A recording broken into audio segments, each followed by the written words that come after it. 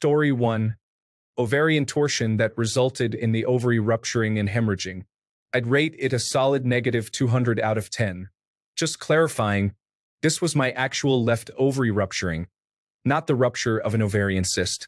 My ovary had large cysts on it, which were so heavy that the fallopian tube twisted in on itself, cutting off blood supply to my ovary, which caused the hemorrhagic rupture. I previously had my right ovary removed during a hysterectomy, and good old lefty was my last one. Instant surgical menopause at 31. Story 2. Double transverse rectus abdominis myocutaneous flap reconstruction after my second mastectomy. My skin lost too much elasticity from the previous radiation on my right side, so I couldn't do implants. The flap reconstruction is kind of a Humpty Dumpty surgery, where they take you apart and put you back together again using your abdominal flesh and muscles to rebuild you some breasts. They did the mastectomy and reconstruction at the same time, took 3 surgical teams and about 18 hours from start until I woke up in the intensive care unit. I was 32, after having my first mastectomy, chemotherapy, and radiation when I was 23 and diagnosed with stage 3 triple-negative ductal carcinoma. The reconstruction took about a year to fully heal. This was almost 15 years ago now. I have the breast scars, of course, but the most interesting one is all the way around my middle, with only about 10 inches on my lower back left uncut. A month before this one, I had a hysterectomy, and they went in over that scar like it never happened. They warned me it was going to be harder than I thought. They were right. As hard as I thought it was going to be, and I was ready. All my previous surgeries and treatments had made me pretty good at pain disassociation. The recovery from this was crazy. After a week in the hospital and about a month post-operation, and I still had 6 of 8 drains in, twice daily wet-to-dry bandage changes over the struggling skin where I'd had radiation a decade before, an emergency surgery for an abdominal post-op infection they misdiagnosed until it almost killed me, spending every day and night in a reclining position because I couldn't stand up straight or lay down flat while everything healed, all the roxicodone, oxycodone, and Vicodin no longer working. I finally cracked and cried like I've never cried. Maybe I shouldn't have done this one. The pain and exhaustion were overwhelming, and I fully lost my ability to handle it gracefully. It felt so good to cry and let it all go, just admit human frailty, and admit I was uncertain about my choice to have the reconstruction. I think I started to take a turn for the better after that. A year later, I had a couple of revision surgeries, then areola tattoos, and another surgery where they kind of origami the tissue into nipple-like things. I still had to do wet-to-dry changes for a good year, and then it took another 5 years or so for it to actually fully scar over completely. It looks like a melty burn the size of my palm, but it's honest, and I love it. I'm 14 years out from all the reconstruction, and 22 years out from my initial diagnosis. I love my scars, I love it all, and I'm so glad I did the reconstruction. It really was worth it. This is the most I've ever written about it, and I appreciate the opportunity to remember all this. It's a gratitude re-up. Story 3. While in labor without pain medication, they had to do a manual rotation. It's where the doctor or midwife puts their hand inside of you to rotate your baby. I could feel every bit of it, and it still gives me nightmares sometimes 5 years later. But my baby and I did okay, which is all I cared about. Story 4. Cluster headaches. Like an ice pick so hot it's red. Stabbed in the eye. On top of that pain, throughout the attack there's a bonus where it feels like the ice pick is jabbed harder and jerked up and down, creating more intense pain than the ice pick just being in the eye. Some attacks last 3 to 4 hours. Story 5. Nerve pain from herniated L5 disc. Fentanyl, morphine, diazepam, and hydromorphone didn't touch it. Couldn't sleep more than 2 hours a night for more than 2 weeks. Was putting pressure on the S1 nerve root so my whole leg would cramp. Couldn't stand up straight. Couldn't sit or stand for more than 20 minutes. I've given birth by cesarean section with a failed epidural by the 4th centimeter. I've had an eardrum rupture, and that nerve pain is the worst thing I've experienced because painkillers don't do anything for it. Story 6. Scalding hot soup melted through the takeout container on my lap in the car. 2nd-degree burns to my thighs and crotch. When the doctor peeled my jeans away from the blistered skin, I feel sick thinking about it. Story 7. Woke up after inguinal hernia surgery. I learned every part of your body is attached to your groin. Turning your head and coughing isn't very funny to me now. Story 8. I tore my anterior cruciate ligament and had to ride a bus 7 hours back to our home hospital with no ice and 1 Tylenol. After the surgery, I was allergic to the antibiotics and developed full body hives right after the night shift and wasn't checked on the whole night. And on top of all of that, my call button didn't work. I laid there for 6 hours, having a full body allergic reaction, unable to move, scream, or call for help. Edit. For some context, it happened when I was in high school. We were playing football in a different state, and my parents weren't at that game. Humble brag, but it was a legendary hit where I broke his leg and a rib, and he did that to me. We were both knocked unconscious. I had to ride the bus back because that was the quickest and cheapest way back. They were going that way anyway. It was penicillin that I found out I was allergic to, and after my anterior cruciate ligament surgery, they put my knee in one of those autoflexor things, so it moved it for me. I was unable to get up, and the pain was so much I couldn't scream. Felt like one of those nightmares where you scream and no voice comes out, except it actually happened. Didn't sue because my parents were poor and couldn't afford a lawyer. I was healing really well, then slipped on some ice going to basketball practice and ruptured the meniscus of my other knee. It wasn't a good year, and my knees now hurt at 35. Become mathletes, kids, not athletes. Story 9. Withdrawal. Because of my disability, I've been on pain medication for almost my entire life. I got a new doctor who said that having me on all that pain medication was bad and cut me off completely. The pain was so bad that the doctor thought I was about to have a heart attack because my heart rate would increase drastically. I always thought most drug addicts were being dramatic when it came to withdrawals. Absolutely not, and I applaud anyone who was able to become sober while dealing with that pain. Story 10. Every bad rheumatoid arthritis flare-up, especially when it's in the jaw and hits the trigeminal nerve, is so severe that even though I've experienced it dozens of times, I can't recall the intensity of the pain until the next occurrence. My mind blocks out all the details.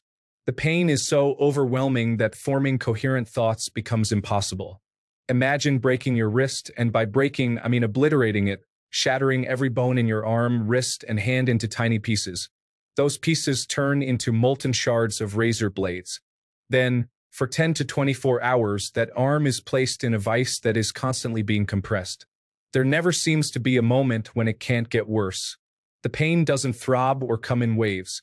It is a never-ending crescendo of agony that goes from worse to worse. It feels like it has a will and personality, and it despises you more than you could possibly imagine hating anyone or anything.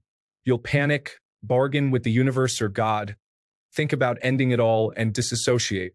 You might vomit or lose control of your bladder. Changes you. I can't remember the person I was 6 years ago. Everything I did and the reasons why have been replaced with doing everything in my power to avoid that place and to survive it when it inevitably happens. Story 11. Toothache that was at a 10 for about a month. I spent my free time driving around to dentists' offices and emergency rooms, begging someone to help me. I looked and felt insane. I have a dentist, but I guess she doesn't extract teeth. Every orthodontist was booked for months. I was ready to get the pliers out when I finally found an orthodontist who was like, "We wouldn't leave you in that kind of pain. Come on in today," I cried. Story 12. I got stung on the arch of my foot from a stingray. Lifeguards said it would take 90 minutes to feel better. Worst 90 minutes ever. Yes, I have given birth. It was worse than that. The sting and throbbing were terrible for 90 minutes. I ended up having the barb stuck and had it removed. It got infected. It was terrible. Story 13. Not lying when I say this. The worst pain I ever felt stemmed from a bicycle accident, but it wasn't from the leg I broke in said accident. Rather, it was from a massive bowel movement that I had 7 to 10 days later. You see, as is often the case with a broken leg, I was laid out in bed for days on end. There was very little gravity assist in my digestion, and this led to constipation. I took charcoal tablets and stool softener in hopes that, when the time finally arrived, the inevitable trip to the bathroom would go easily. It did not. Instead, it was like every calorie I had ingested for the previous week had piled up and condensed down into a large, dense mass that hurt so much coming out that I wanted to scream. But I could not. I was in so much pain that I literally could not scream. It was intense, white-hot pain. The kind of pain that wipes your mind of thought and leaves you gasping for breath when it's over. The kind of pain where you sit in shock for minutes afterwards, processing what you just experienced. And before you ask, yes, it stopped up the toilet when I tried to flush it. It was not a good day. Story 14. First one that comes to mind is having a burn debrided and cleaned. It's one of the super rare times that I just flat out screamed. Another super bad one is having local anesthetic injected into the sole of my foot. Dear God, that was blinding pain. Story 15. Literally felt my heart break when my mother died. It was unexpected. I lost all my hearing for a good 24 hours and sat in total shock. Had to be taken by ambulance. All I remember about the call was feeling my heart feel like it was tearing apart. Story 16. I was going to go with the obvious, breaking my arm at a young age. But the thing that actually affects me still is falling directly onto my tailbone when trying to roller skate the 3 feet from the front door rug to the couch. This was last year in May, and it still hurts sometimes. Story 17. I took the largest bowel movement on Earth at the time, out of all 8 billion people on Earth, around 8:50 p.m. Eastern Standard Time on January 17, 2019. I was naked, with my hands on each wall, sweating. My family was on the other side of the door, worried and scared, while I was screaming and squirming in unbelievable pain. I vividly remember, as someone who does not believe in a deity, begging for a higher power to forgive my past wrongdoings. When that didn't work, I went through a list of all deities and gods from all religions and started begging each one for forgiveness. As soon as I got to Uranus, it happened. To this day, I don't know for sure if I'm still on that toilet or if I actually made it out alive. Whatever happened, I'm grateful that I am no longer in pain. Story 18. Childbirth. Specifically, the physiological process of transition when the baby is preparing to pass through your pelvis into the birth canal. During my first labor, I was doing well and managing my contractions. Honestly, for one moment, I thought, gee, this isn't so bad. And then it felt like the baby boy had a shank smuggled in there with him that he was using to carve his way out of me. I instinctively screamed, "Hot knife!" And the entire birth team in the room suddenly got ready. They knew from experience that a baby was about to drop. Then, for my second labor, the same thing happened. My husband and I were prepared for it, and it became our code word for when I knew he was about to come out. The second labor was precipitously fast, and the nurses didn't think I was fully dilated. He had to run to the nurse station and tell them, "She said hot knife, and she means it." He was born within the next 10 minutes. I've had gallstones and blocked bile ducts, kidney stones. I had an abscess drained without a numbing agent, intrauterine devices inserted and removed, broken bones, etc. None of that compares to hot knife. Story 19. Sliced the end of my finger off at work. That part didn't really hurt that much. My knives are very sharp, but the doctors cauterized it. Still not that painful. What hurt was about a week later when I had the bandage off and I reached for the tap. Smashed the end of the finger hard on the steel handle. Everything went gray, and I could hear the sound of an amplitude modulation radio looking for a station. Apparently, I stood there for a full minute without moving or even knowing what planet I was on. Story 20. I did not know what the pain was at the time it was happening, but it was my body shutting down from sepsis and respiratory failure from a surgery complication. Story 21. I did cross-country in high school for 2 years. One night, I woke up to a sudden pain in my left leg. I grabbed it to feel what was wrong and found I had a golf ball-sized lump on the side of my calf. When I touched it, I felt the bundle of muscle twitch, and pain shot throughout my leg. I started to cry quietly to myself. In that moment, I considered yelling for my mom to help me, and I was terrified, thinking I was going to lose a leg. The agonizing moment that felt like forever eventually subsided. Later on, I learned that this was a Charlie horse, a common thing among athletes. I had another one later on, but it was less intense. Story 22. Pilonidal cyst right on your tailbone from snowboarding and then having to sit on a 4-hour flight. Doesn't sound like much, but if you have had one, sitting upright was hell. Story 23. I had a ganglion cyst on a tendon in my wrist. One way to get rid of those is sometimes to use a needle and remove the fluid from the cyst. I went to my hand surgeon and was his last patient of the day. He prepared everything, and I was sitting with my hand ready on the table when his assistant walked in and said, "We don't have any local anesthesia." The doctor asked if they had numbing cream. "No, just cold spray." The doctor asked me if I wanted to reschedule or try it without numbing.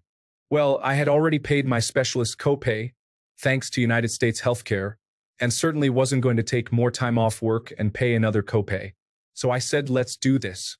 With zero numbing, he inserted this needle deep into my wrist and started poking around because we knew approximately where the cyst was but not exactly where or how big it was. After some jabbing around my muscles, tendon, and joint, he tried to remove some fluid, but nothing went into the syringe, so he pulled it out. Then he asked for another needle. The assistant said they didn't have more of the smallest ones, just the next size up. The doctor said, all right, fine. Then he went back into my wrist with a bigger needle and did more poking and prodding around. He never removed any fluid, but eventually the cyst went away, so I guess one of his jabs pierced it. The assistant looked shocked that I just did all of that without complaining. No tears. The doctor cleaned up some blood and bandaged my wrist. I left and sat in my car for the next 20 minutes wondering what I just did and how. I couldn't really bend my wrist for a few days, but then it was fine, so all's well that ends well or something.